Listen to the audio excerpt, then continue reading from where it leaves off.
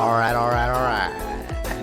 Today, we are going to be dipping down into that judo division with my freshly shaved face. And we're going to be doing Enho today. I look a little baby face, but that's only because you can't really see the stubble. I look good though. Gotta say, I do look good. Yes, we covered Ura yesterday, a very unusual man with a pretty unusual Tachi eye, and he always finds an interesting way to fight the match, even in his losses. And Enho is someone who is very similar to that, in that he is the smallest Rikishi to compete in these top divisions, or in the top division, and so he needs to do a lot of unusual things in order to actually get those wins. And this tournament, I and a few others were quite impressed with his performance.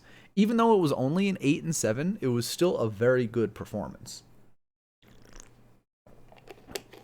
So, on this first day, we see Enho versus Hakuyozan. Jason's kept on Stella, they right into, and we can just jump right into this, because I am I thought I heard something moving. I don't have an early day tomorrow at work, but I have a long day tomorrow at work, and not that I want to speed run this or anything, but I did start earlier so I could get it done earlier and possibly go to bed at around midnight. And yeah, I have a long day at work tomorrow from 12 to 8, and then after that, I don't know if I'll stream, but I'll try to. Probably just some more nice and cozy Slay the Spire. But anyway, here we are, Enho versus Hakuyozan, and I will say I won't really be giving any breakdowns on how the opponent's approach, before the match. I would give like, oh, this guy usually does this, that, and the other thing. But it's kind of hard to do that for a lot of these lower division guys because I don't know them that well. Like Hakuyozan, can't really say I know how he fights. So here in the first match, Enho versus Hakuyozan. Enho gets a good leap down and inside, but Hakuyozan keeps him far enough away from the belt that by the time Enho does get to the belt, it's a little too late. Enho all the way back to the edge again. And I really don't like it when he like squats down really low at the edge like he did right there, because at that point I feel like he's just really going for some weird last second very big desperation pull. Taking his time with Tachi eye. But, going full speed again, you can see Enho, he does get a good jump up inside, but he can't generate enough force to actually push Hakuyozan back. What he does, though, is he does create some space when he needs to, and he does try to counterattack, but his opponent is simply too strong, so the counterattack largely hits a brick wall. And that's going to be the story of Enho's career, really. So you can see, just right off the Tachi eye, he jumps up, leads with the right foot, and then after he jumps up, he goes down, because the jump up is a feint to make Hakuyozan miss over the back, which is kind of what happens. Hakuyozan's right arm gets raised up, it doesn't really do anything, whereas the left arm is kind of hitting the back of Enho's head. Enho already has a tight grip on the belt right down here, you can see it, and from here, he should usually be able to push forward. And he does. He does get a good jump forward, but Hakuyozan counters by putting his right foot back and then stabilizing, moves to the side while at the same time throwing Enho to the side. So now Enho is square against someone who's on the move, and this is where if Enho was a little bit faster, he'd be able to keep up with it, but instead of trying to like match him and circle around and push more square into him, he goes on the retreat and goes for a pull, which I think is his first mistake.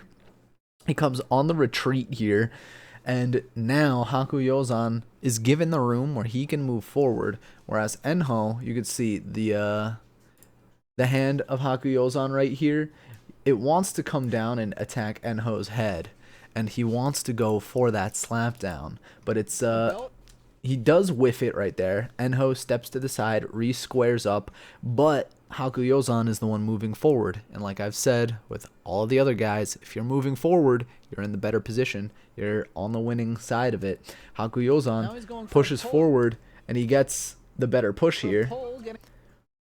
He manages to square up. The Gyoji's a little bit in the way, so I'll move it forward a bit. But he does have that left hand inside. Enho, he has the right arm locked around that left forearm of Hakuyozan. So you can see Enho, he is in a defensible position here. He can block that left hand from actually grabbing the belt. That's not going to happen right there.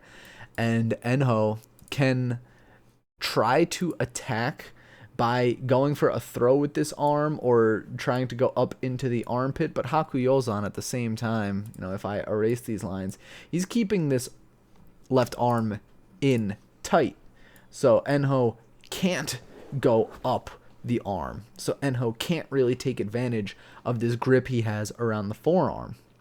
So what Enho, his options here are to either pull at the edge or recharge off of the Tawada, because we have the Tawada right back down here.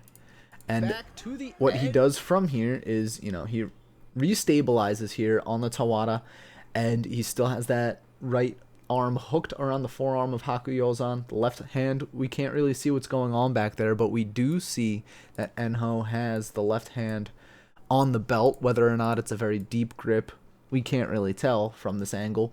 But Enho, he has pressure on the belt. He has momentum that he can use bouncing off of the Tawada. And he does manage to get around Hakuyozan at the edge here. Now, the problem here is that with this inside left, we can see Enho, he does have a hand on the belt here, but he can't use the momentum because Hakuyozan is blocking with this outside right. He's putting pressure in on the elbow of Enho. So if Enho were to try to, continue to swing his body back and go for the throw, that's a very bad position on his arm, and that leads to, hyperextension, and that leads to the injury that he suffered a couple of basho ago, where, he showed up with the elbow wrap afterwards. So he doesn't want to go for the throw here because Hakuyozan has a great defensive hold on that arm. So Enho has to just get better footing and go back into the middle of the ring, which allows Hakuyozan to get better hands inside. Hakuyozan once again on the move forward, pushing up into Enho's chest. Enho trying to block with that left outside, that right to the chest, but it's a little difficult. What's up, Lizzie boy? Especially while Enho is the one that's being pushed back.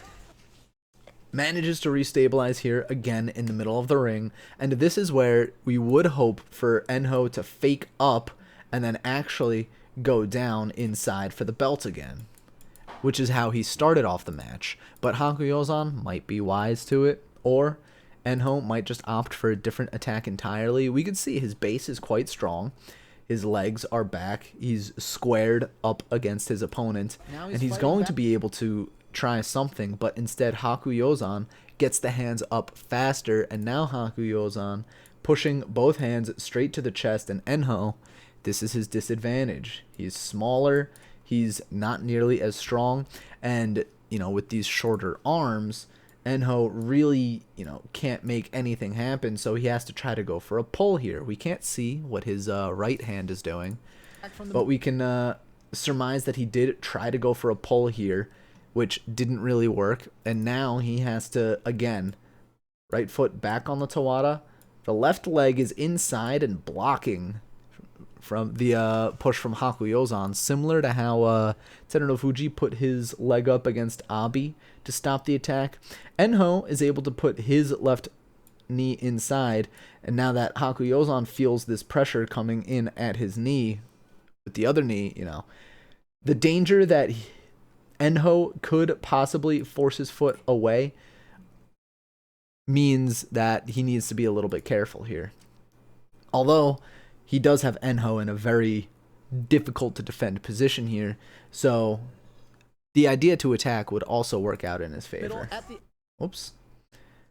And He does opt to pull that leg back, though. So Hakuyozan pulling the leg back. Enho's defense with this left leg paying off, giving him a little bit more time and space. But now Enho is stumbling. He gets pushed to the chest again. He's all the way here at the edge doing this squat on the Tawara, which I don't like.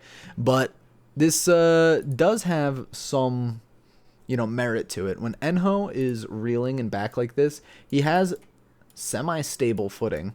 The only reason why it isn't stable is because his feet make the line where now, his upper body is supported by only 2 points, and he can be pushed backwards or pulled forward, and unless he can't put his foot back if he does go backwards, because then that would be out of bounds, and you can't have that. And if he were to be pulled forward, then he could step forward and restabilize. So naturally, the good idea here is to just push him down, which I will give him, and this might be me just thinking a little too much, but from this position, if Enho gets pushed back, he's never going to go flying out of the ring. He's just going to, collapse straight to the ground instead of, flying out of the ring and, oh my god, he's dying, holy crap, bowling over some people. So, a defensive position that keeps in mind that kind of thing is pretty good, but that could just be me overanalyzing, But again, Enho's position from here, very difficult to defend, and the only thing he can try here is a miracle arm pull, which has happened in the past, although it's not going to happen here. Hakuyozan, eyes straight down to the chest. That's exactly where he's going to try to attack, where Enho, like I said, trying to go for that pull. Look at how low his stance is, too. That's a very low stance. He's basically doing a split. There's probably 3-4 inches between the ground and his ass. So, has to get really low to the ground. He tries to go for the pull on the arms here. We could see both of these arms are inside, trying to pull Hakuyozan out and away. But Hakuyozan's stance is just too wide. Even if he did pull, he's just pulling Hakuyozan into him, and Hakuyozan with that left arm forward is just going to be all right, you want me to come forward? I'll come forward, and bop. That's exactly what happens. So, what I did praise Enho for in this fight was speed, agility, and creativity, and that's what me and a few others were getting excited about. Even though he lost this bout, he was trying things. He was fast, he didn't look sluggish, he didn't look like he was injured like he was in the past 2 Basho, and he was, trying those fancy feet. He was creative, he was interesting in this match, and that's what makes this match fun to see and exciting to see, because hey, Enho didn't just fall over and lose. He actually put up a good fight there. Let me pull up my thing. You'd think we're doing Hakuyozan. Day 2, Enho gets his first win of the tournament up against Azumariu, and that happens right after this match, actually. People are sure. If I How's the Apex been, Lizzie boy? Or Osu, or whatever it is you play nowadays. Elway and Alright. So in this match, Azumariu, the veteran, he has, in their 9 matches now against each other, Azumariu has 7 wins. So coming into this match, it was 7-1 in favor of Azumariu. So this looked like, oh, it's just going to be Azumariu is going to continue winning. Enho is going to continue losing. Same old, hairdresser. Well, let's see what happens Enho here. versus Azumariu. Azumariu is ready. Enho. Oh, false start. False start from Azumariu. Jeez, Allows Enho me to is take a quick drink. Head and a half shorter than this man. Super Taiga call vids? No, I've not seen those. I have too many Taiga. Enho Tigers at the New York City showings. So let's see now. Enho doesn't opt for the go high and then down and inside. He went high and then stepped off to the side to try to get a better position on the push. And from there, he controls the arm of Azumariu the entire way, kind of. We can see it at full speed again. But what happens here is Enho gets to that left side. He grabs the right arm of Azumariu and uses that to get up and inside. He still has control over it, but then he switches control to that left arm as he gets at that weird angle of Azumariu, which we can see that again.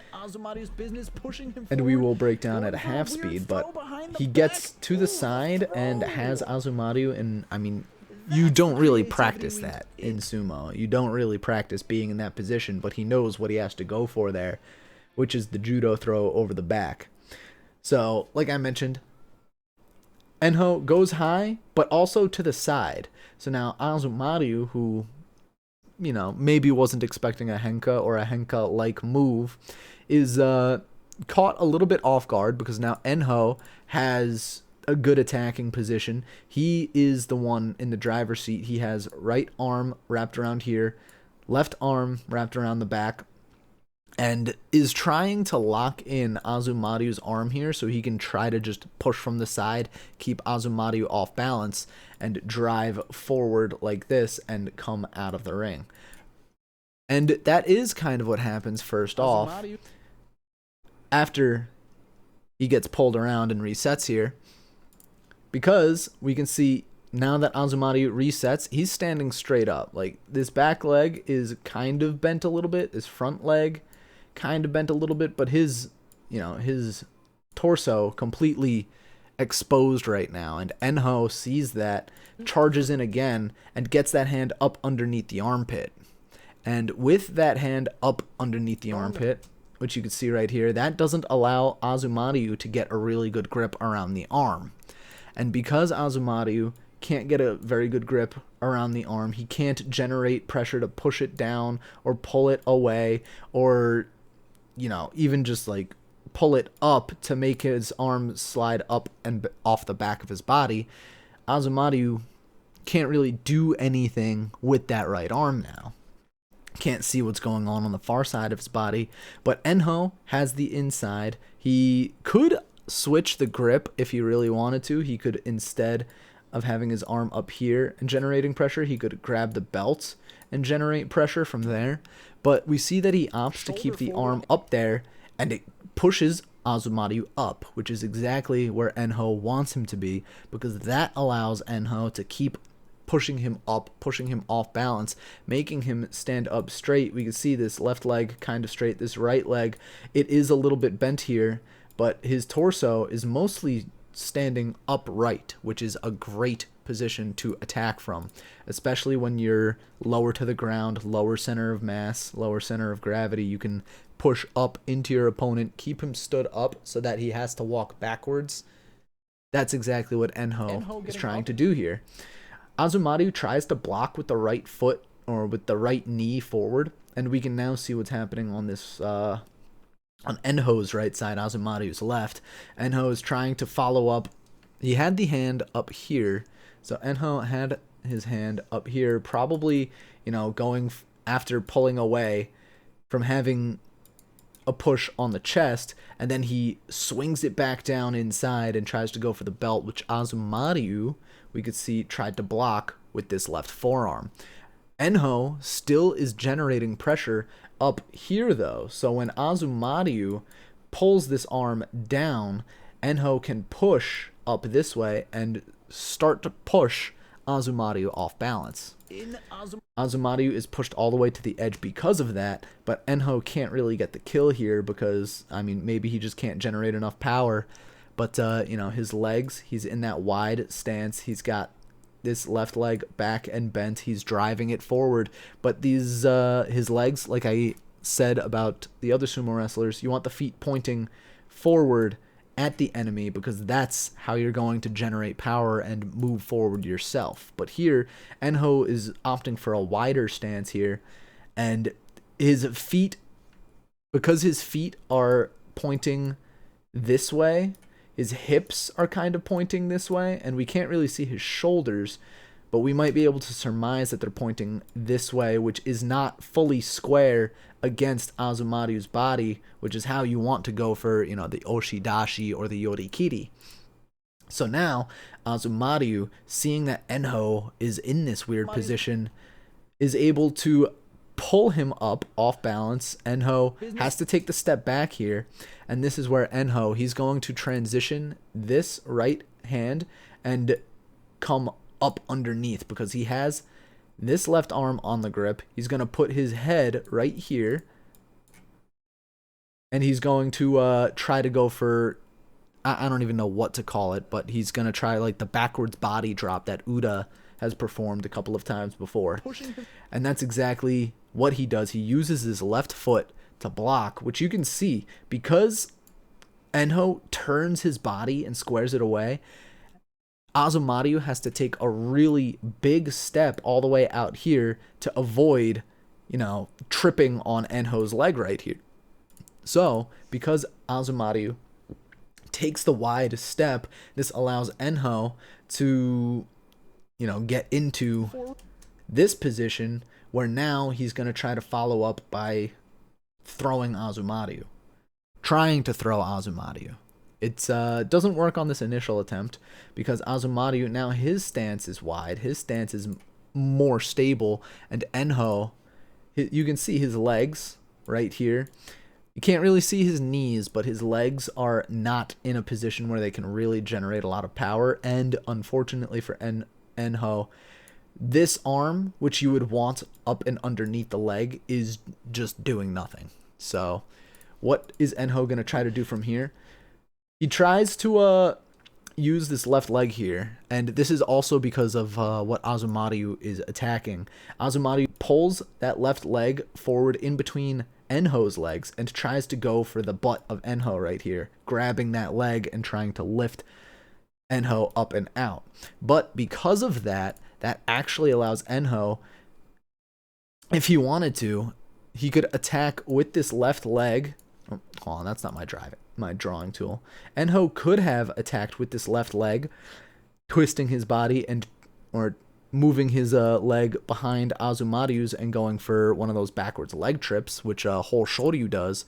But what Enho does here instead is he resists the attack from Azumaryu.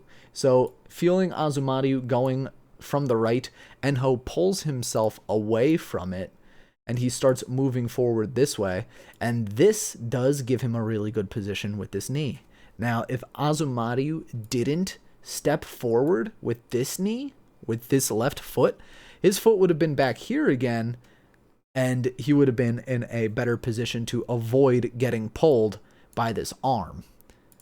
But because he took the step forward and Azumaryu chose to attack there, Enho pulls forward. He still can't grab the leg here, which, sorry again for the pixelation, but we see Enho can't grab the leg there.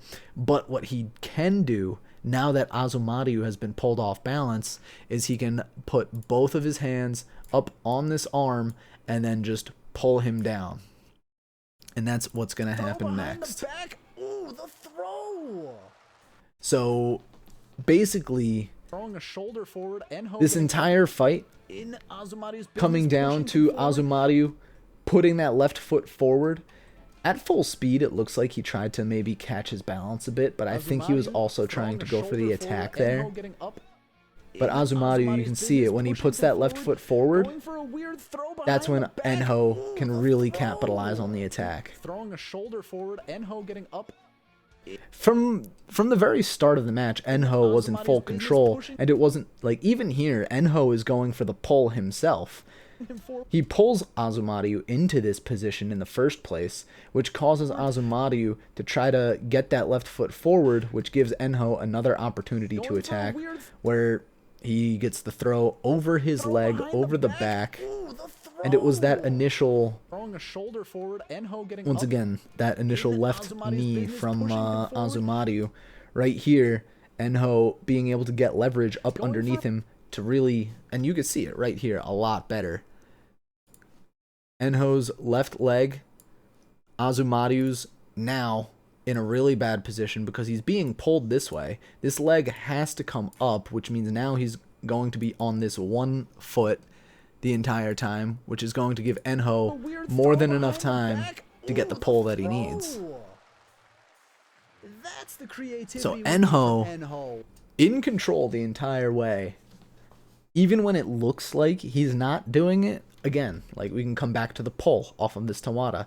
Enho pushes Azumariu all the way here and then pulls him back into this position. Enho wanted that. And Enho gets the win with it.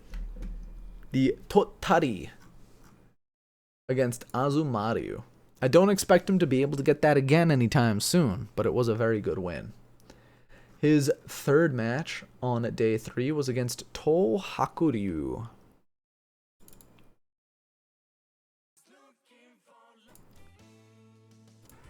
That's Makushita. Here we are. Enho versus Tohakuryu. Tohakuryu looks like a small man too. Not that much taller than Enho, although a little bit meatier.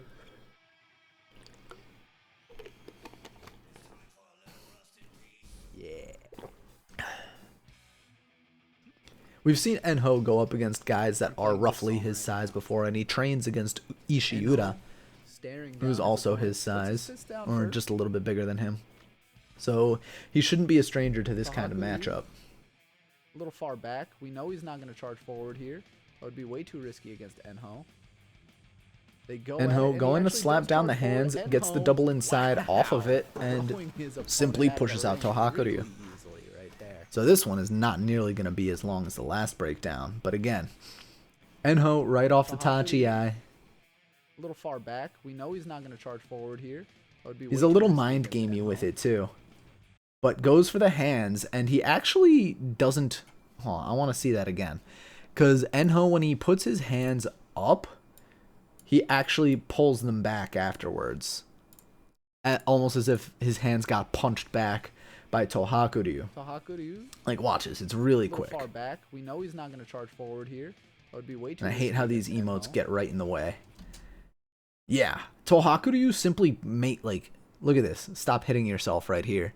Enho puts his hands up, and then because Tohakuryu gets the forearm up and moving it forward, he actually causes Enho to punch himself in the face.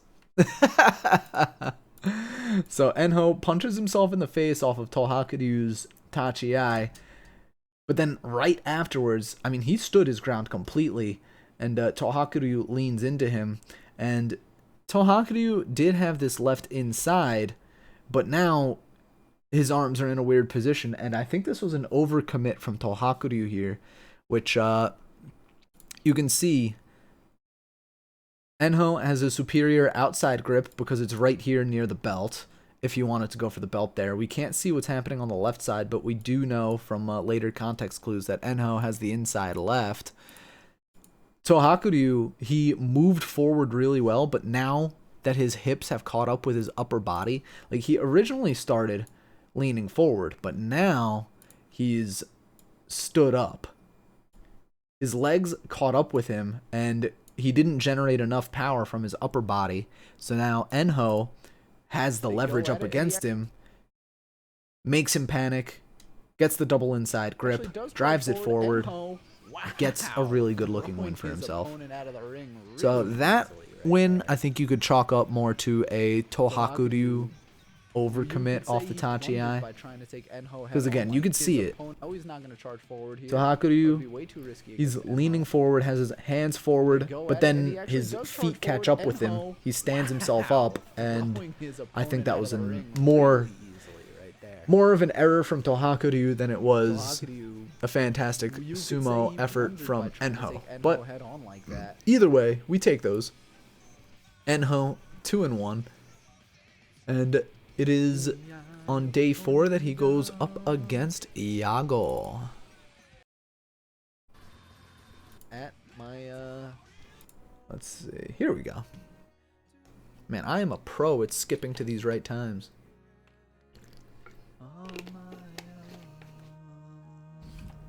Might help explain. So Iago, once again, a head taller, probably double Enho's weight here. 500. Will Enho jump to the side again? Will he go up and then down for a double inside? Will he go for a Henka? Enho has a lot of options for himself, and it's really trying to suss out what he's going to do. It might actually be a boon for him. Which, now he comes back. that's all on the. It's similar to Uda in that the onus is on his opponents, except Enho starts very close to the line compared to Uda. False start from Yago. Yago and Enho. Enho steps to the side, pulls Yago away, steps to the side again, pulls Yago down, steps to the side, pulls Yago down again. Still fighting him head on here, and Enho goes for the final pull. What a pull that was. Enho. So this match was, I think this was Enho in control the entire way, just like his win against Azumariu. Enho was in full control the entire time, except for the moment where they're both just standing at each other, slapping at each other, not really doing anything. But right off the Tachi, we can see Enho steps up to the side and pulls the arm. So so Yago gets pulled away, and now Enho, he can attack the back here if he's much quicker on this draw, which he rushes over as fast as he can. You can see his little feet scurrying across the ground, but he's not fast enough to attack the back of Yago, and instead does get a good double inside push against Yago. And if he gets a good enough push, he can simply just keep pushing him forward. But he doesn't get a good enough push, and so what he opts to do is very quickly slap the hands down and then recenter himself and go for the attack from an off angle again. So this, like, really fast hit and run really throws Yago off balance. Although this time, and we can see it a little bit closer here, Yago actually kept his hand up against Enho. We can see it right here. Yago manages to catch himself and gets a slap to the face of Enho. And this allows him, like, this might not look like much, but this allows Yago to arrest some of his forward momentum. So if he misses this, he can continue stumbling forward, but because he hits this, he stops himself from stumbling forward, and now he can better catch himself. Whether or not it's taking away a lot of his forward momentum is very debatable, but the fact of the matter is Yago can slow himself down, at least begin a pivot around this, because he does keep the hand on the face of Enho. Like, he catches Enho by the face and manages to stand himself upright because of it. So now Enho has to go down and inside again, because Yago goes high, he misses high. I don't know why Yago is attacking high against Enho of all people, but Yago attacks high, misses out on this left hand, you can see right here. Pulled the right hand away, probably so he can go for an attack as well. And now Enho, he has his right arm around, he has his right arm around Yago's left. Gets the double inside, and Yago does break the grip a little bit, but Enho, still on the push, has Yago at the edge. And Enho is in a great opportunity right now to just get both hands around the back, double inside on the belt, try to push out from here, and instead of doing that, he goes for another pull on the hand. So you can see Yago's hand, his left hand was pulled down across his body, so now he's stumbling forward. You can see his left hand, after being pulled down here, he pulls it way back up here. Now Enho, once again, that hit and run. He's attacking from another off angle that Yago has to recover from, which Yago does, and he manages to get hands to the face of Enho. And this is where Yago manages to stabilize a little bit, even though Enho takes a step back, jumps back in, gets the left hand up inside the armpit of Yago. Enho pulls away voluntarily. He got that left hand up inside, said, no, I don't like that, pulls away. And this is where, for the first time, this match, like, Enho is not in full control. Yago has him at an arm's length. You could see Yago whiffs the slap there, and after the whiff, he pulls the hand into his chest and then pushes it back out. So instead of, like we saw the other day where Takayasu went to slap Ura's head and completely missed, Yago missed the slap and pulled the arm in, which means, I mean, if he kept on going with the slap, that would have exposed himself. But that kind of tells us that Yago, he wasn't going to commit to that full slap. He was just going to slap to, like, pull him off balance. Like, hey. He's not going for the full bodied, like, wham, that Takayasu was against Ura. He was going for a little, like, just to, you know, rattle Enho a little bit. So now that he misses that, he goes to push that right forearm forward. You can see he pulled it up and he's pushing it out at Enho. And now Enho probably going to do what he usually does, where he dips underneath and attacks, which that would be the second time this match that Yago misses high. And that's exactly what happens. Enho doesn't get as low as he did earlier, but Yago misses high with both of the hands. He does get elbows to the shoulders, but that's not what he wants, because you can't really exert control with your elbows. You want it to be your hands that are hitting parts of his body, but his hands are just way too far away. So now Enho gets the grip on the belt. Yago pulls back to try to recover. Enho slips out of that left hand grip, because that was going to be an arm breaker hold. Enho slips out of it. They're fighting with their arms inside now. Underneath one more time. And this is where Enho is going to go for the final pull, because now Yago leaning down forward on him. He's been run around the entire ring a couple of times. Enho is going to try to drag him down right here. And we could see, you know, those squats at the, like, he squatted at the edge before. Now he's squatting in the middle of the ring. These knees are very far forward compared to where his feet are. And we can't really see that from this angle, but we can see, like, his foot is back here. His knee is, like, about here. So those knees are being bent really hard. And his butt is probably, like, back here where the foot is, too. You can't really tell from this angle, because we do have Abema camera angles and not NHK. But the way Enho is pulling himself down, that is lower than most sumo wrestlers would be used to. Because like I mentioned earlier, Yago is a head. Bless you. Yago is like a head taller than Enho. Bless you, Bear. What, are you getting COVID? Damn. Yago is like a head taller than Enho, so if he were to go up against someone of his stature, then being pulled down this low is something that's never going to happen. So now, Yago being pulled down, like, his ass is even with his head. This is not a position that sumo wrestlers usually ever like to find themselves in, and he's getting pulled lower than that because Enho is simply that much closer to the ground. So now Enho walking it backwards after the pull, and Yago can't do anything about it. Like, he's trying to put his feet forward. You could see him stumble forward, but right there, that left foot slips. And I think even if the left foot did hit ground, Enho would have just kept on walking it backwards, and he would have fallen flat on his face anyway. Like, look at how far out Yago's body is sprawled. He could not keep his legs underneath him at all. For a pull now. What a pull that was. Enho. So Enho, this was 2 fights in 3 of his wins.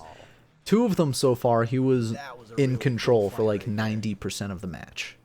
And he looked really good while doing it. Alright. On day 5, his opponent is Asano Waka. Because they're stupid. Let's see now. The more you'll get. This is Tohakuryu. It's in 2 matches. And Enho versus Asano Waka. Asano Waka 2-2 at this point. so my Asano Waka also the debutante to Judio. what kind of And once again, might we see today? Opponent has to ask himself, what is Enho gonna do here? what can I do to stop Enho? Ooh. And Enho, we don't really have a good camera angle, but we can kind of tell what happens. Enho goes high, then goes low, and Asanawaka doesn't fall for the feint at all. He just goes for the henka. Kind of silliness, And we can see it full speed once again. Enho. High, low, to the ground. kind And of it's silliness just makes as fast me as the blink of an eye. day. Enho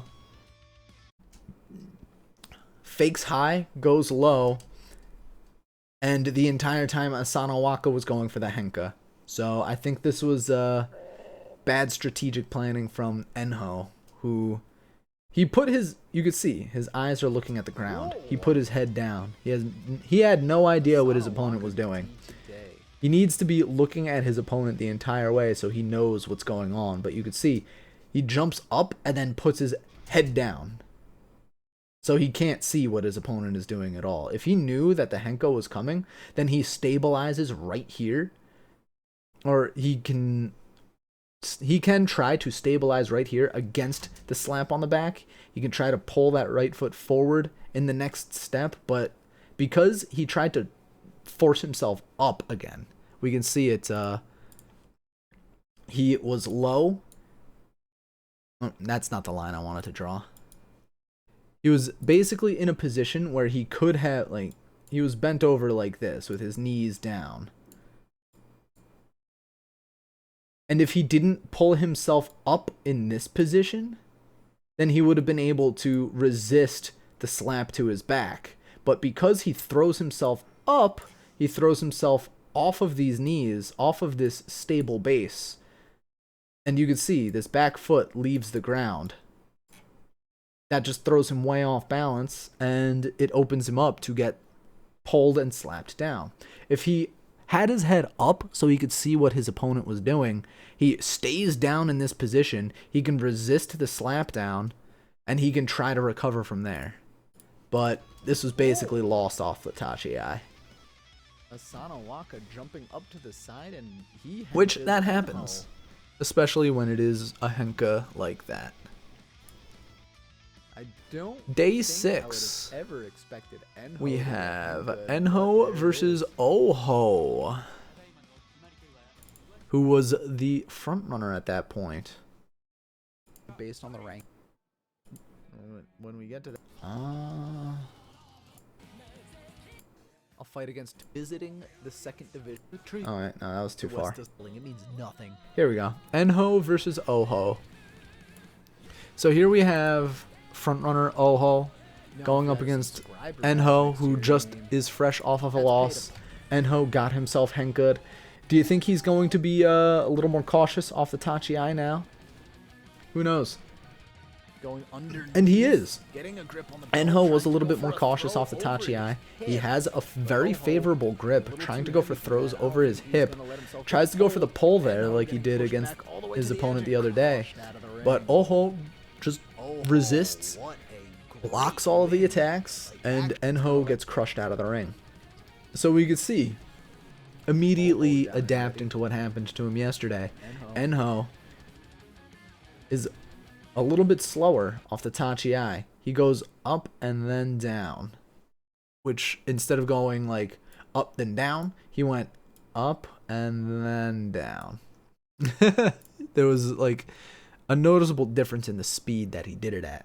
And with that, despite the fact that he's getting blocked by this right forearm, he gets the grip on the belt with the left hand and pulls himself in with it. So now Enho has an incredibly favorable grip, and Oho can't get the traditional arm breaker hold that would stop a double inside grip like this. going under. Enho does have his arm pulled to the back though, so even though it's not the traditional arm breaker hold, Oho does manage to put enough pressure on this elbow, because you can see, oh, hold on, I don't have my pencil. You can see this is a very strong grip to have around the arm, and Enho had his arm down and bent like this, but because of the pressure that Oho was exerting on the arm, Enho was forced to extend it, pull his arm all the way to the back here, and now that's slightly more favorable for Oho, but it's still full control for Enho right here. Enho tries to go for the throw over his hip, but Oho lifts his leg and stamps it back. So Oho blocks the attempt to get himself thrown. Enho, it doesn't look like his right hand right here is on anything. It looks like it's on, Oho's belly. Enho goes for another throw over the hip because he does have that right or that left arm back around the back. But Oho jumps forward, blocks the attempt again, can pull his right leg back now because it's no longer behind the hip of Enho, and can restabilize his footing. Enho, still trying to recenter himself here, shuffles back towards the middle of the ring, and this is because he wants to try to get himself into a better position where he can go for another throw over his hip again. Oho keeps Enho in this position. Enho really can't do anything more than he already has from this position. So Oho smartly moves his right leg away from Enho so Enho can't get the throw with that left hand again. So what was happening before was Oho had right foot forward, left foot back, and that's what legs look like, which allowed Enho to shimmy his way inside and try to throw over his own leg.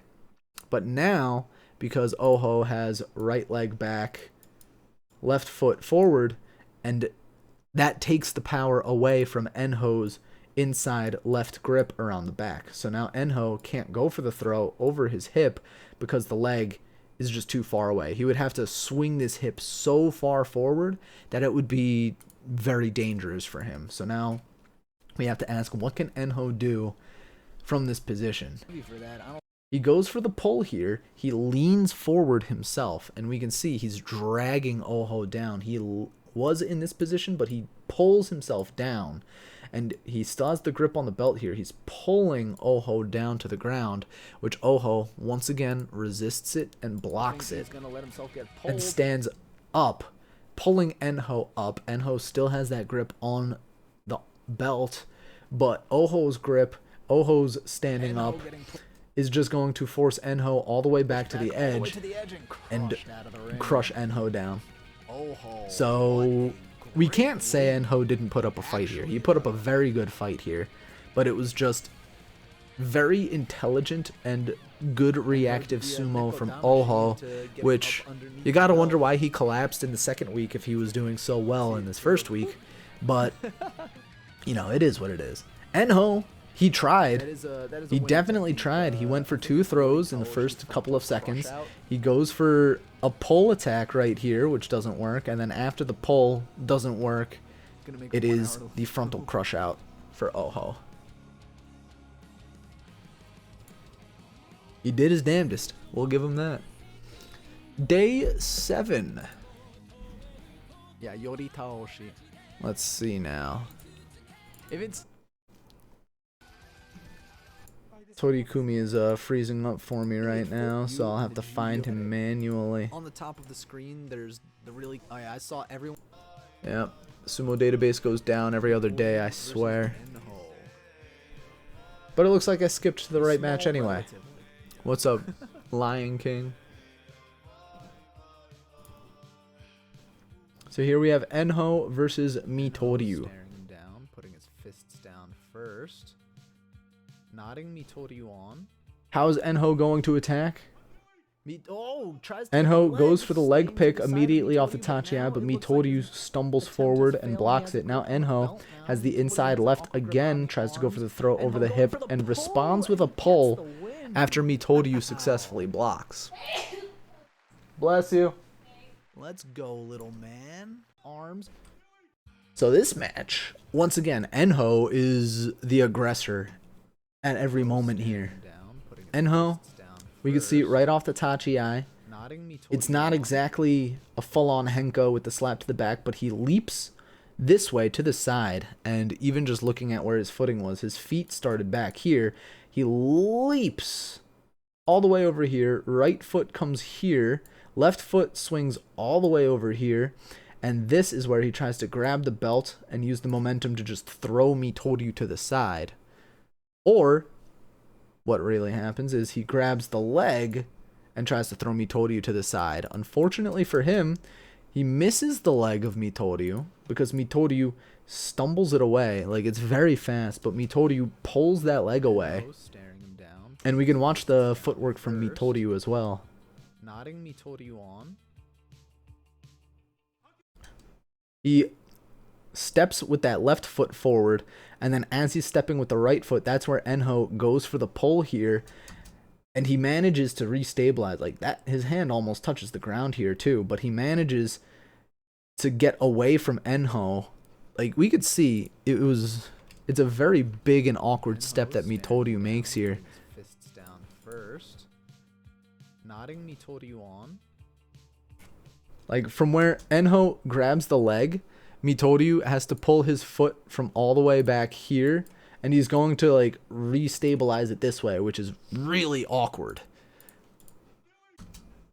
Like, he manages to throw it forward enough, and he has to lift his back foot up and off the ground in order to do it, but that kind of stumble forward saves Mitoryu initially here, where Enho, now that Mitoryu is off balance, Enho squared away, he's looking for the attack forward. You can see shoulders square, hips square, feet square. He's looking for the attack all the way through his face right there. So Enho goes for a slap to the face and probably ultimately decided that he can't go for the push out here. So he instead elects to step to the side of Mitoryu and keeps Mitoryu off balance. Mitoryu probably expected that he was going to get charged there. So now to see Enho at his side again, that's really awkward. But Mitoryu does have that arm out and ready to try to catch him. You can kind of see it like this. But Enho goes on the attack again. Mitoryu needs to take the time to square himself back up, which that gives Enho the opportunity to start going for Tsupari to the chest, and then finally gets the grip around the belt. And it's kind of frustrating, you know, trying to say like what's gonna happen, because traditionally Mitoryu just would have been charged out of the ring when he was over here on the right side, like, oh my goodness, I've lost all of my momentum, I'm going to be charged this way because I was thrown that way. But then Enho elects to go, you know, underneath him and around him and, you know, lead him on this ring around the rosy. And that was another good opportunity where Enho would have been able to charge him. But that is what Enho is lacking. Because Enho is smaller, Enho lacks a lot of that power. So he can't just go for that follow-up charge. Because if he does go for that follow-up charge, it's more likely than not that his opponent will be able to stabilize and be able to recover. And possibly get like a grip over the back of Enho. So what Enho has to do is try to feint that he's charging, but he actually, and we couldn't see it again because of Mitoryu's back is facing us, but goes for Tsupari to the chest and then tests the waters, gets the grip around the back right here. And again, it's a mystery what he's thinking or what he's going to do next, because now we could see, oh, he has Mitoryu's right leg forward. He could easily try to swing his hip inside and go for a throw with this inside left over his hip. He could try that, but instead he opts to keep his legs away and tries to go for a push with this inside left and this right hand that is fighting to try to get a grip on the belt up underneath the belly. Enho goes for that pull down again. He tries to, you know, pull down straight down to the ground, leaning himself very far forward. But here, I think he pops himself back up really quickly, probably to rock himself, like pull and then push to try to attack the belt again. But here, Mitoryu stands up, tries to go for something here. He has the, excuse me, he has his right arm up underneath the armpit of Enho and is trying to get the left arm up there as well so he can go for a throw. But Enho, I think he has the right hand on the belt at this point.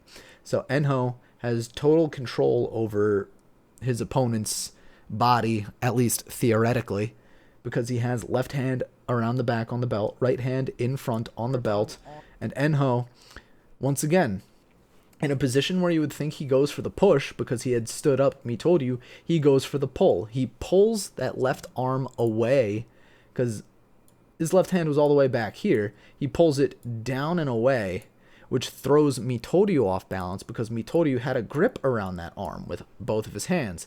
And now that this arm is being pulled, well, all of Mitoryu's grip is around this arm, so now Mitoryu is being pulled down.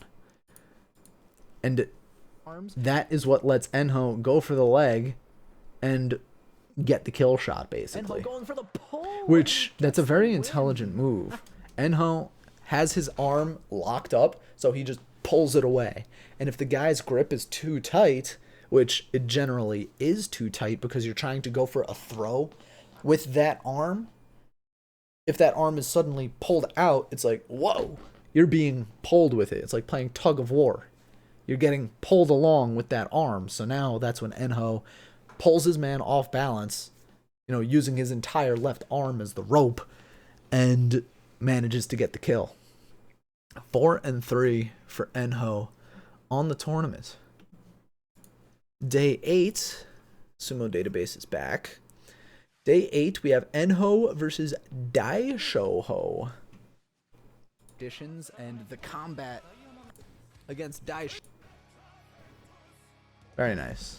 We're already here. It got me self-conscious about. Surprised you thought he was donezo after he got his hands on him. I mean, yeah, that's what's been happening a lot in this basho for Enho, at least. It's like you think he would be done when his opponent, you know, gets a grip anywhere, but Enho has had to get really creative and has had to try to find ways to escape those grips and use that to his advantage, which that just goes back to what I was saying about using his arm as, you know, pulling it out, going for the throwdown like that. It's usually if someone gets their hands on his belt, he's donezo, because he can't really wiggle away from that. But if someone has their grip around his arms, or around his back, he can use the entirety of his own body to just pull the rug out from underneath them. This match up against Daishoho. We've already seen a few times this tournament that Enho will step to the side, will try to go for your leg, will try to go for the belt, the henka. Enho versus Daishoho. There's nothing about celibacy in sumo code as far as I know.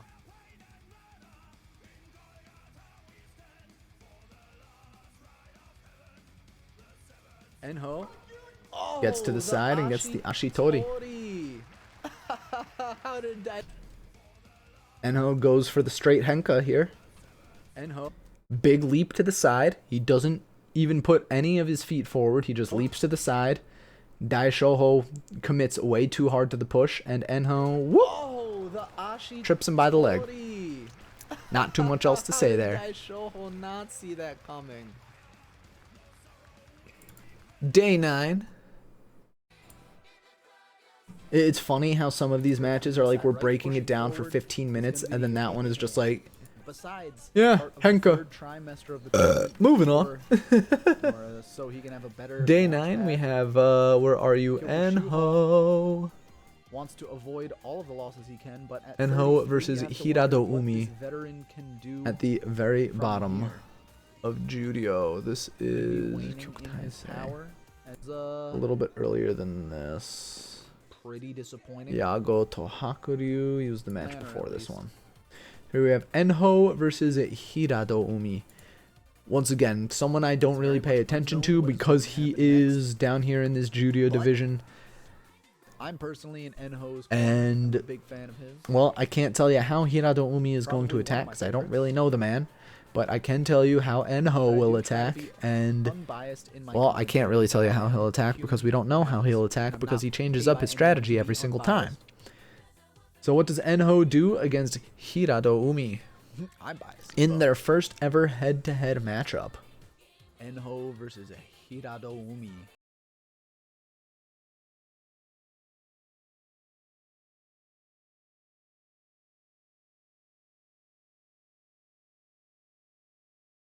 Enho tries to go for the go low, go inside this time. He doesn't go for any kind of henka, but he's just getting manhandled by Hirado Umi's Tsupari. Tries to pull and throw his opponent to the side twice now, but Hirado Umi staying centered, staying focused, and slams Enho out of the ring. So this one, it looks like there's a lot going on, but the only real thing to say about it is Enho. I think this is one of his lazier Tachi because he barely fakes with his hands going up too. He just like kind of goes like, boom, like up, down. Because sometimes we'll see like hands go up too, like hands up to the face. And then he'll go like, wow, I'm actually going down and I'm going to go for the belt. But this time he just kind of went, hi, I'm going down now. It's like, oh, okay, cool. So Hirado Umi already sniffs it out. Hirado Umi has these forearms down and forward ready to block. Which, if I had my drawing tool, I wonder if these have, oh, they do have hotkeys, but they're annoying. Control-Shift-3? That's annoying. But yeah, Hirado Umi has these forearms down and ready, all ready to block Enho, which he uses to get straight to the chest. Enho can't get a grip on the belt, and now it's just full control for Hirado Umi. Going for good thrusts, keeping Enho away from the belt. When Enho does get inside, Enho charges with his head down. Hirado Umi slaps him in the back of the head and leaps very far away. He leaps way far back from Enho. And now Enho on the follow-up, we can't really see what happens here, but we imagine it's just more Tsupari and more of like Hirado Umi like grabbing his head and shaking it around a little bit. Enho fighting back with Tsupari of his own. Like, these are two smaller guys, so it is reasonable that Enho is fighting in a much more straight up match here.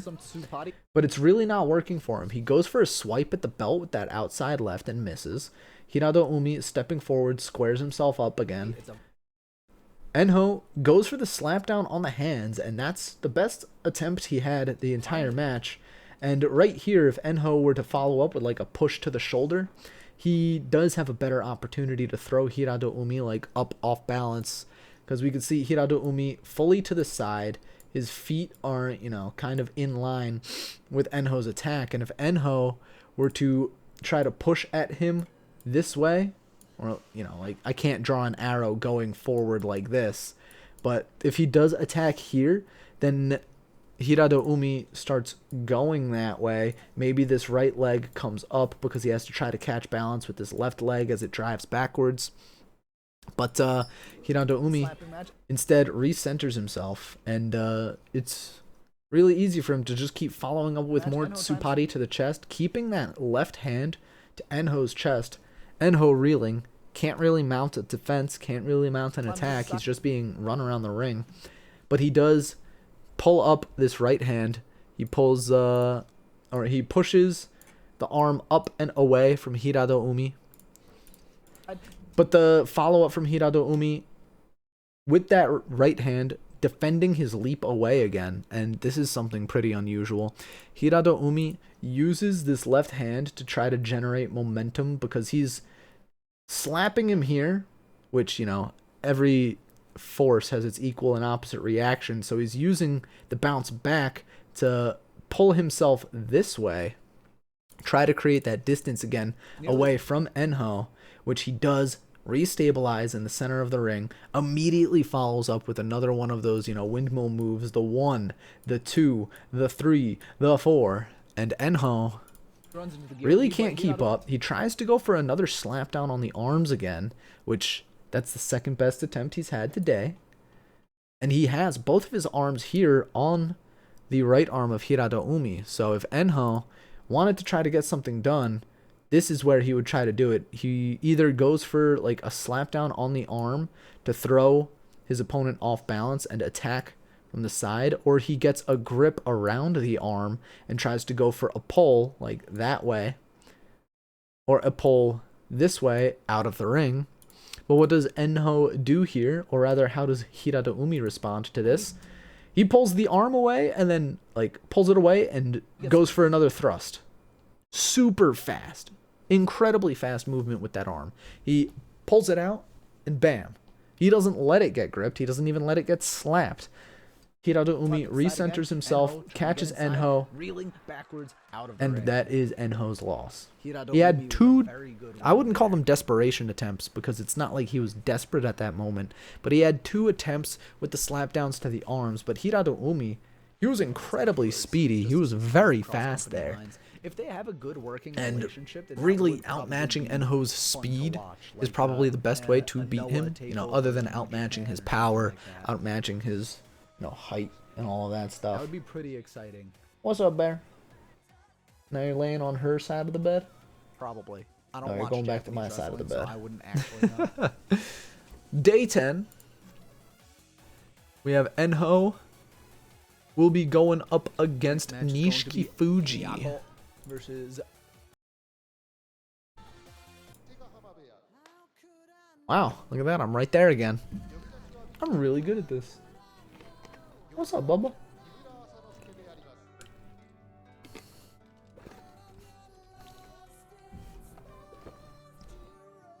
So, Enho, 5-4 coming into day 10. Not good at it. I mean, One win ahead of the green. Up against Nishiki Fuji, who is 4-5. One win in the gray. Not in a position where he wants to be. How will Enho approach this particular opponent? A lot more energetic, and he has been looking good. Enho goes for the straight up Tachi this time, double inside underneath the elbows, gets manhandled, tries to go for the leg, doesn't get it, recenters in the middle of the ring. Now Enho going for the throw with the arm, and that was really interesting how he got that throw down. We'll get there when we get there, but right from the Tachi, I'm surprised that he goes for a straight up Tachi. Like he doesn't go for the feint, he doesn't go for the fake up high, down low. He just goes straight for the belt. He goes, okay, I'm just going to charge forward, try to grab the belt, which he can't grab. So he opts for left hand up in the armpit, which he does use to get some leverage here. He stabilizes. He's got this left foot back, right foot forward in this wide stance. Although it's not incredibly favorable, he is still in a good position here. And even though he has this, right forearm right in his face, he can still generate enough power to try to move forward himself. So he's not letting that right arm or right forearm defense deter him right here. Trying to get in. He goes for the pull down, which is usual for him. He sees that his opponent is standing up high and he has, those arms to the face, like arms up to the face. He pulls the arm down. He pulls the arm down, and that does get his opponent, like, look at the way he's positioned. He's really off balance here. And so what does Enho opt to do next? He tries to keep slapping him to the side, which I think is the good idea. He tries to keep his opponent off balance here. And he's trying to step around to the side while his opponent, Nishiki Fuji, tries to recover against it. Excuse me. So while Enho is moving slowly around to the side, you get some pixelation there. And Nishiki Fuji, every single step of the way so far, has been like just a day late. Every single time Nishiki Fuji moves forward or tries to restabilize, Enho is already around in an unfavorable position. So now, Enho, in the better position, has Nishiki Fuji at a weird angle, doesn't take the opportunity to charge forward, which allows Nishiki Fuji to recenter himself. We can see the position of their legs. Enho is in this stable position. Nishiki Fuji is in a position where he wants to drive forward, but he doesn't really have a grip. He doesn't really have a good push. What he does have is this left forearm coming forward. So he does lean forward into Enho. Enho, because of that, those stable legs back there, he's got his legs out. It's more of a defensive stance, back and being ready for it. You're ready for Halo Infinite? I've never played Halo. So he manages to catch his opponent, Nishiki Fuji. And even though Nishiki Fuji, now he creates a little bit of separation, not like the fully extended arm separation that that Abi would love to get in his Tsupati. He does get a few slaps on Enho here, and Enho tries to fight back. Enho is like trying to, instead of trying to slap the face and trying to slap the chest and try to stand his opponent up, he's going purely for defensive slaps. He's trying to slap at the wrists, the forearms. He's trying to defend himself from these Tsupati long enough where he can do that move where the Tsupati goes high, misses, and now his entire body is off balance, just like in that Takeyasu fight we saw against Uda. So now that the entire body is off balance, Enho sees the opportunity to strike, goes low, tries to grab the leg, but Nishikifuji pulls the leg away, stands Enho back up with another good push to the elbow. And while it is good that Enho didn't overcommit and like dive at the leg in the same way Uda did on day 15, if he had committed a little bit harder to that, he probably gets the leg pick right there, because I mean we could see how close he was to it. Of course we have to go back by like 5 to 10 seconds, but we can see Enho is really close to grabbing the leg. Although I guess at full speed, he didn't really have much momentum going down because he was just stood up. So he tries to get the leg, and it's not too much of a loss that he doesn't get it. Because again, if he overcommits to that, Nishikifuji has this right arm inside and could probably, grab the belt himself if Enho gets any closer, or try to restabilize by putting this this left leg all the way back. So it's hard to say what might have happened if Enho committed a little bit harder to it. Oops. But we do see Enho gets the outside left on the belt, and he's trying to go for the throw here, which we see this right foot very far forward, and that is good opportunity for Enho. If he can swing this left hip around in front of this leg so he can go for the throw over it, then that would be very good for him. But unfortunately, he kind of loses the grip. He does restabilize in the center of the ring, and Nishikifuji, in an effort to restabilize himself, pulls the leg back and away, but that lets Enho attack the side here, which is right where Enho wants to be. Now he just needs to transition from hands on the hips and pushing to a hand on the belt and driving. Like, he already has these legs forward. All he needs to do is start pumping this knee, start pounding and driving forward, and that is where he can get the victory from. But Nishikifuji slaps him away.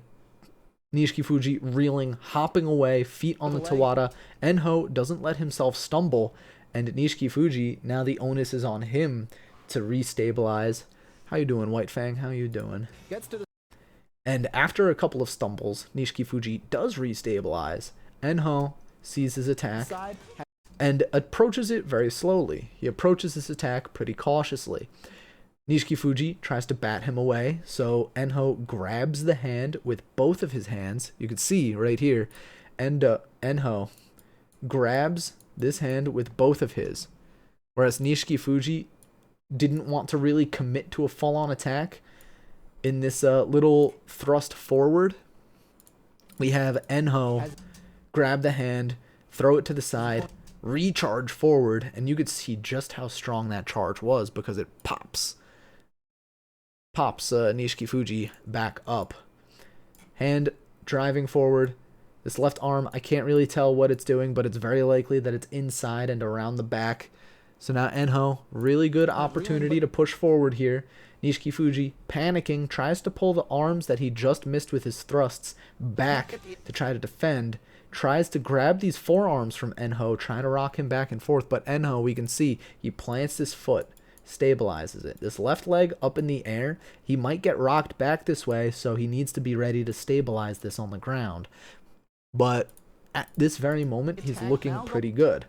And now, escaping the grip around the arm, like we've seen a couple of times already, Enho escaping this grip, and instead of opting for a push, he goes for the pull. And just look at the way his arm is positioned here too. It's really weird because his shoulder pointing this way, his arm, you have to assume his hand is like this on the side. He's pulling his own body back to generate the forward momentum that he can. It's really hard because it's kind of like he's using his arm as like a lever. He's using his arm that's stuck up in there as a lever. And it's what's pulling Nishikifuji forward, down, and around the ring. And we can see that's the arm that's bandaged up too. So if that gets, you know, hyperextended or anything, that's really awkward.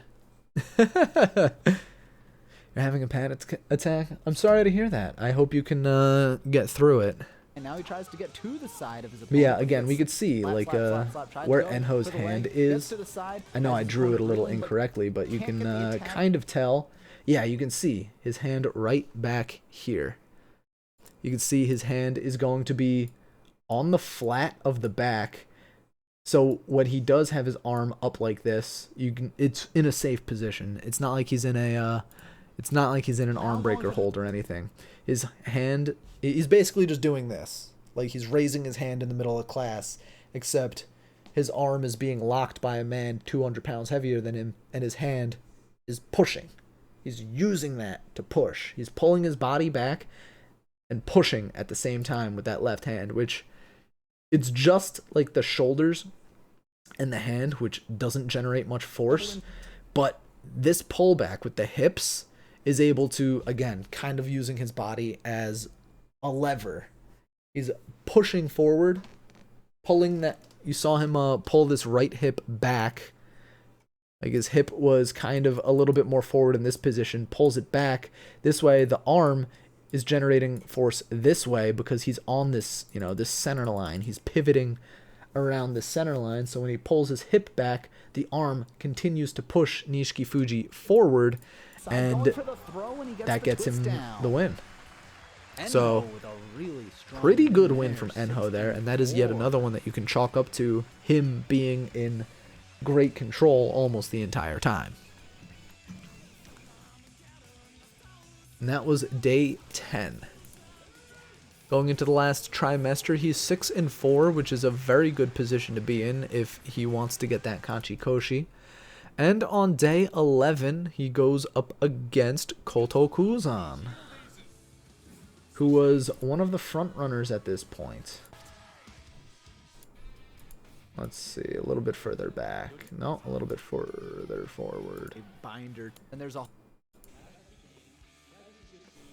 There we go. Should be after this match. This is Kitano Waka and Hirato Umi. Yeah.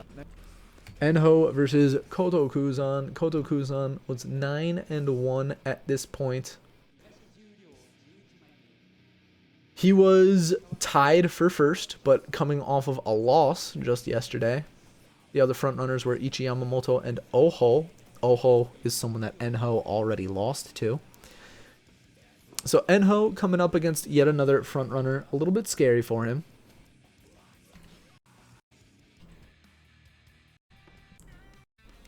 Jasper. That must be a reference I don't understand.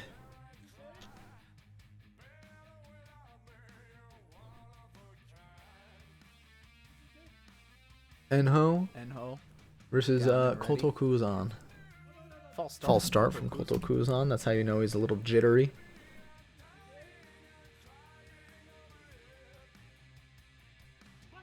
Enho gets to the side and gets the slap down. Who won the championship? It was Teruno Fuji with the Zensho Yusho. He got 15-0. It was very well done. And if you missed any of his matches, you can find his matches on my YouTube here. And if you're watching this on YouTube already, you can go to that video on my YouTube channel. It is in the Sumo Stuff playlist and is one of my most viewed videos, which makes me very happy. So anyway, day 11, this match, Enho. How is he going to Tachi-ai? Is he going to go straight up? Is he going to feint high, go low? Is he going to feint high, go to the side? Is he going to go to the side? He has all of these options ahead of him. Kotokuzan needs to be ready for all of them. And Enho, it looks like at first he gets met at the Tachi-ai, and then the force just pushes him to the side. Like, it's kind of funny. Let's watch this again.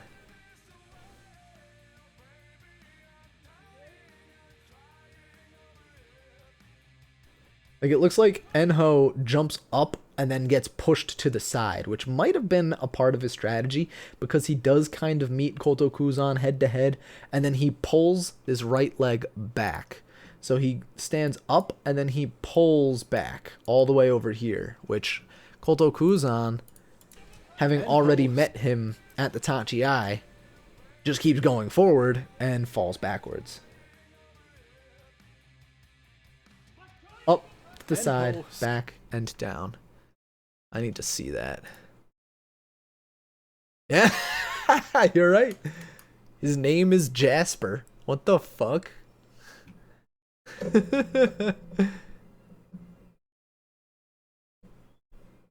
From Kanagawa, then Yokohama, then Midori.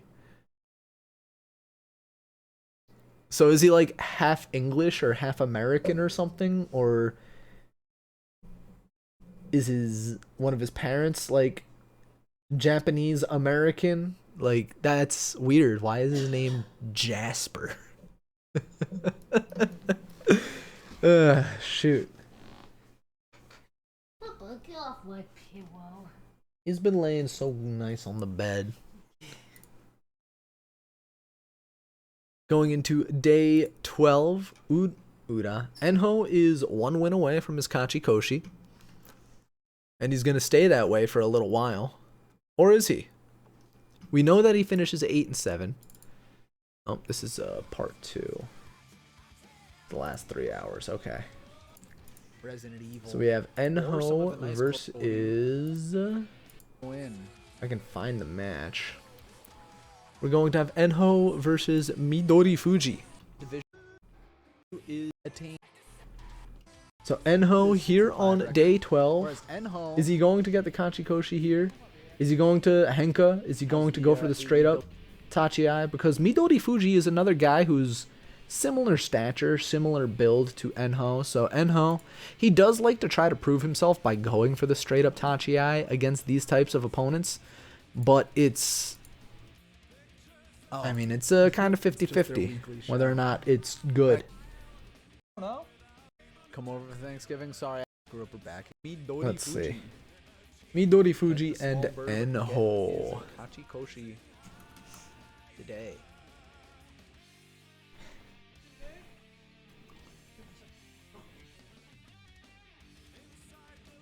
Midori Fuji down and ready. Enho Faints high, goes for the Tachi and crushes his opponent to the ground.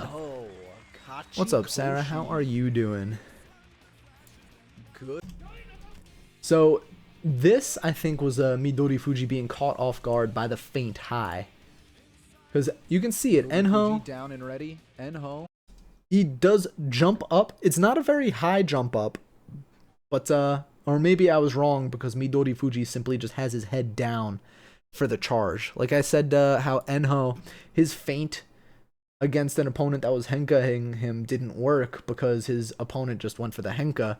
In the same way, this feint didn't work because his eyeballs are down at the ground. He's not looking at Enho. He's not looking at the feint. He's looking at the ground. So Enho just has to get up and underneath him now, which he does. He gets the shoulder underneath Midori Fuji's arm. He gets the grip around the back. And then Enho follows up. After he gets the hug, he goes for the chest. And then he drives forward, gets the double inside on the belt. And even if it wasn't a crush down in the middle of the ring, it's going to be over for Midori Fuji right here. Underneath him, getting the double inside and double inside on the belt against an opponent about the same size as you. 99.9% chance you lose that one. And Midori Fuji lost that one. Hakuho liked that one. He probably did. That was well done from Enho right there. And he gets his Kachi Koshi early. Unfortunately for us, we know that the rest of these matches are going to be losses for him. I'm glad that you're enjoying the breakdowns, and if you miss any of them, you can catch them on my YouTube channel.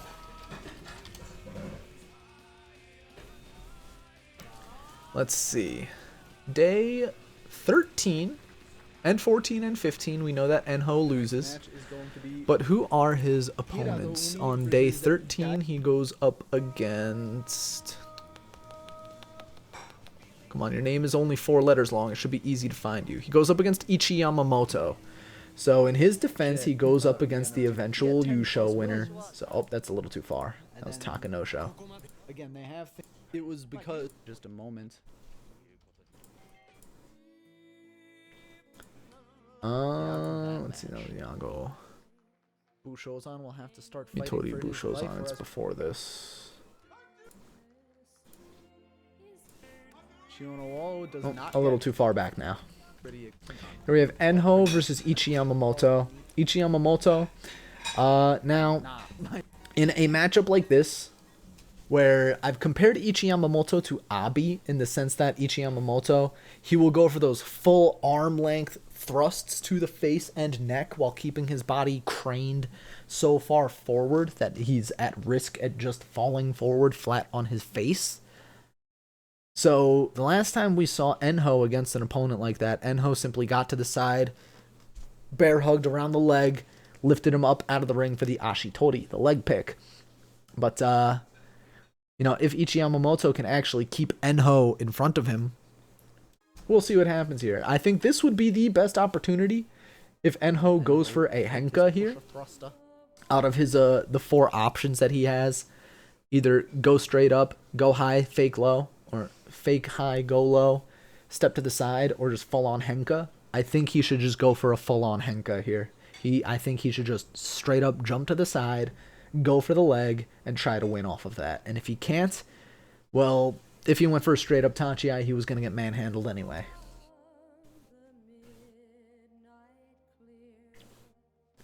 So you can see right there, Enho tries to go low after feinting high, which is a bad idea because he just gets manhandled and slapped to the ground. Not even able to put up a defense. Never allowed to put up an offense. Enho feints high, goes low. Ichi Yamamoto just puts both of his hands on his shoulders and keeps him that far away for the entire match. Enho does get the slap on the hands there, but instead of throwing Ichi Yamamoto off balance, he just simply shifts that right foot forward. He actually, that's actually really interesting from Ichi Yamamoto, because usually, in order to catch balance, they'll take a big step forward, but here, he took a little step forward, and then tried to use that to restabilize a quick attack.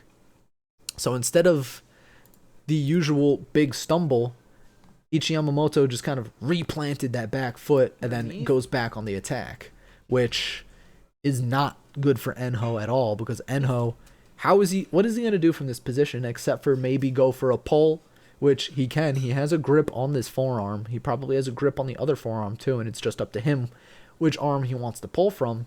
But Ichi Yamamoto actually shifts his weight backwards a little bit, so now it's going to be more difficult to pull him, and it keeps those hands on the shoulders of Enho. So now Enho does manage to slap the arm down and off of him, but he's already getting another slap to the shoulder. Ichi Yamamoto pursuing as Enho goes for another slap down on the arms, but Enho, because he's already reeling backwards, he can't take advantage of the slap. He's not, like I was explaining the other day, he's not leading the slap down and pushing underneath him. He's just slapping away and trying like, get away. You know, like defending himself. Back all the way at the edge, his next opportunity to try to attack would be to try to charge the chest, which he can't do because Ichi Yamamoto immediately puts up his arms and says like, no, you're not doing that. I'm going to keep thrusting at you. And then he just slapped down. Enho leaning too far forward from the Tawada, leans down, and Ichi Yamamoto gets his 11th win. Enho, I'm not sure why he went for the Tachi he did, and there are a lot of men in sumo that say you win or lose off of the Tachi, and that's incredibly true, especially for someone like Enho, where he has to go for something tricky every single time. He has to keep his opponents on their toes. Otherwise, he's never going to have a chance at winning. So next up, we have Enho versus Tsurugisho, who is near the match of the day, in Judio at least. Tsurugisho has never lost to Enho, and that remains true coming into this match as well. Koshi. It's like he's in a Game Shark on Enho. Now I just imagine like a Enho with Mr. Fantastic long ass arms reaching forward like Or Plastic Man. Tsurugisho and Enho. Tsurugisho, he's usually someone you might be able to take advantage of by going for a leg pick off the Tachi Eye. But 6-0 in favor for Tsurugisho. I mean, Enho did upset Azumaru earlier in the tournament, so it's like, okay, you know, Enho, he's been doing well. He has Kachi Koshi. What can he do here? Can Enho get his 9th win? Or will Tsurugisho move up the Banzuke? Enho goes for the straight up Tachi Eye and gets the left hand around the back of the belt, but now Tsurugisho leaning forward in a way that Enho can't really go for the pull.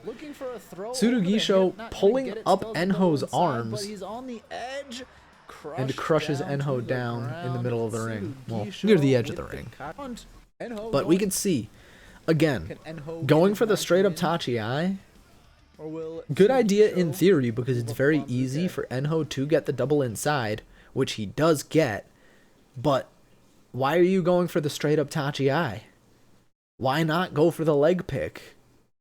Why not even just feint high then go low? He goes straight up. Tsurugisho catches that left arm and puts it in his right armpit, which is kind of where Enho wants it to be. But he manages to resist the pull up and gets the grip on the belt. And then Enho fights for this inside grip on the belt right here. So double inside for Enho. Arm breaker hold for Tsurugisho on this outside right. The left hand can't really tell what it's doing. But after this, Tsurugisho uses this forearm and lifts Enho up onto his tippy toes. Because Enho is just so much shorter that's what's going to happen. They're stalemated here for just a minute. Tsurugisho, this is where he goes for the pull-up. He just simply, like, you know, you ever do squats or deadlift, you're just like, ugh. That's exactly what he's doing, except he's doing it with those arms, like the Atlas stones you see in those strongman competitions. He's doing it with this forearm and with this bicep, and we could see he probably has both of his hands, like, coming in front of Enho's chest, and they're locked together, and that's all more pressure. Not only do you have this arm raising Enho's shoulder, but you also have these fists probably raising Enho by the chin or by the chest. So Tsurugisho, because he's so much taller, he can just stand straight up now, and using this, he's lifting Enho by his one arm. Enho is on one foot, and even this one foot is it's got a little bit of a bend to it, but it's not something you can defend with. And then Tsurugisho, shifting his weight, trying to walk it forward. This is the best opportunity for Enho to try to go for the throw. Because if he shifts his body, like, this way, then he can throw Tsurugisho down this way, maybe? But it's really awkward for him because Tsurugisho is the one in the driver's seat. Tsurugisho is the one dictating how they're both moving. Enho has to stabilize and jump backwards, which means he can't go for the throw there. He has to give up the inside right on the belt, put his arm in a better position, and Tsurugisho at this point, he has a forearm. We can see forearm to the bicep, pushing down on Enho, and to the chest, pushing Enho back. He still has this grip around Enho's arm, so over the hip, not Enho really can't do anything against someone this large. Like, look at this man. gonna get it still. That's also true. The same grip that won him the earlier match because he pulled the arm out. But Tsurugisho, instead of letting himself get pulled out, actually, does Enho step out here? His left heel looked like it might have stepped out there. Not that it matters because he just gets crushed down anyway. But yeah, that was just Tsurugisho exerting full control over Enho. I keep wanting to say Endo. But yeah, right here, like you mentioned Raptors, and like I mentioned earlier, Enho, if he wanted to, he could have pulled this arm out, pulled the belt this way, and might have been able to get the pull on Tsurugisho, but we also have to consider that Tsurugisho, I mean, he has this left foot kind of forward, and a pull in the front of this belt would kind of just make him shuffle forward because his feet are in a good defensive stance from here. So the pull, even if Enho attempted it, probably wouldn't have worked. It might have been worth the try though. But from here, Tsurugisho sees Enho's not doing anything. Time for me to move. And Tsurugisho gets his Kachi Koshi.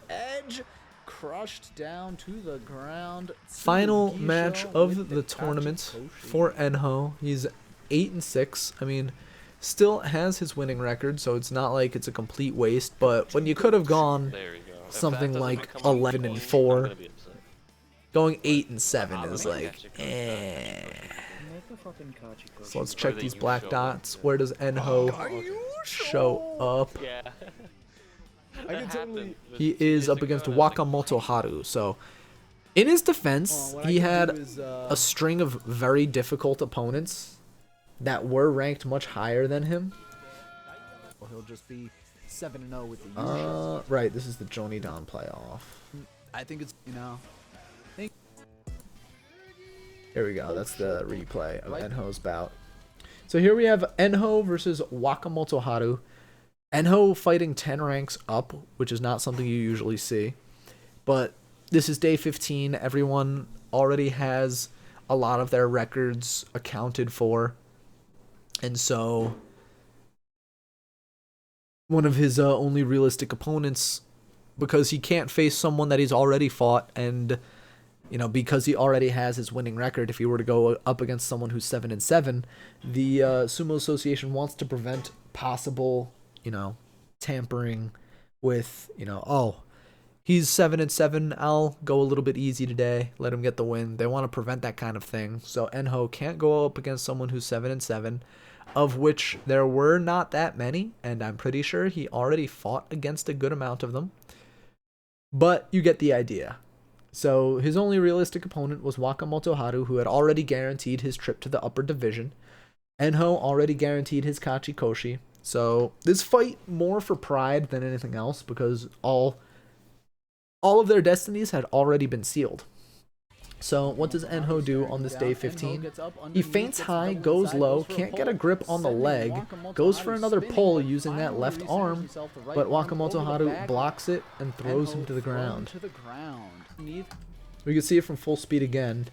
Enho feints high, goes low, and then goes for the pull with the left arm, like we said was possible against Tsurugisho. He goes for that again, but it wasn't a very good grip around the back, and when we go slowly, you'll be able to see it better. But once more for everyone in the back. Feint high, go low, although it wasn't really much of a feint. Although the charge forward wasn't strong enough that I want to say it was a fully committed, charge forward. It was kind of a lazy Tachi-ai. Pretty lazy on that Tachi-ai. But he does manage to get the inside right up on the rib cage. And from here, we see he already pulls back, and he goes for the pull with that left arm on the left hand. But it doesn't work, because Wakamoto Haru still had a grip up here right around the arm, like right up in the armpit of Enho. So we could see even better from this angle how Enho tries to go for those arm pulls. And we could see he has his arm twisted up like this, has leverage here on the armpit, trying to pull him down and away. And right here, he loses the grip before he can finish the throw, and really just forces Wakamoto Haru's elbow to get him right in the ear right there. So Wakamoto Haru responds with the forearm to the side of the head. That really throws Enho off balance.